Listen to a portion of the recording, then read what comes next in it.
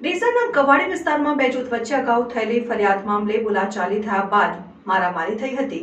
જે અંગે બંને જૂથના લોકોએ સામસામે કુલ 8 લોકો સામે ફરિયાદ નોંધાવતા ડીસા શહેર દક્ષિણ પોલીસે કાર્યવાહી હાથ ધરી છે। ડીસાના ગવાડી વિસ્તારમાં આવેલ અસગરી સોસાયટી ખાતે રહેતો સમીર શેખ સર્વિસ સ્ટેશનનો વ્યવસાય કરે છે, જેઓ તેમના સર્વિસ સ્ટેશને જઈ રહ્યા હતા તે સમયે 4 શખ્સોએ તેમને ઊભા રાખ્યા હતા અને તેમના ઉપર પાઇપ વડે હુમલો કર્યો હતો, જેથી સમીરને આંખની બાજુમાં ગંભીર ઈજા પહોંચી હતી અને બનાવને પગલે આજુબાજુના લોકોએ દોડી આવીને તેમને સારવાર અર્થે ડીસાની સરકારી હોસ્પિટલમાં ખસેડ્યા, જ્યાં સારવાર લીધા બાદ સમીરે ડીસા શહેર દક્ષિણ પોલીસ મથકે પહોંચ્યા અને તેમના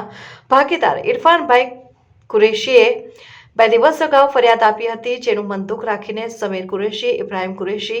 ઇસ્માઇલ કુરેશી અને સજાદ કુરેશીએ તેમના ઉપર હુમલો કર્યો હોવાની ફરિયાદ નોંધાવી છે।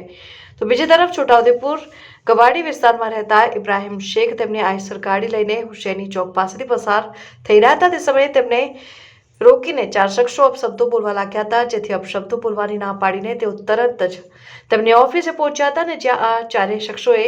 પાઇપ અને લાકડી વડે તેમની ઓફિસે પહોંચી તેમના ઉપર હુમલો કર્યો હતો અને તેમના આઈસર ગાડીના કાચ પણ તોડી પાડ્યો હતો, જે મામલે ઇબ્રાહિમ શેખે હુમલો કરનાર સાઈદ શેખ, શહાદત શેખ, મુસેફ શેખ અને સમીર શેખ સામે ફરિયાદ નોંધાવી હતી। ડીસા શહેર દક્ષિણ પોલીસે સામસામે બંને પક્ષના 8 લોકો સામે ફરિયાદ નોંધી વધુ તપાસ હાથ ધરી છે।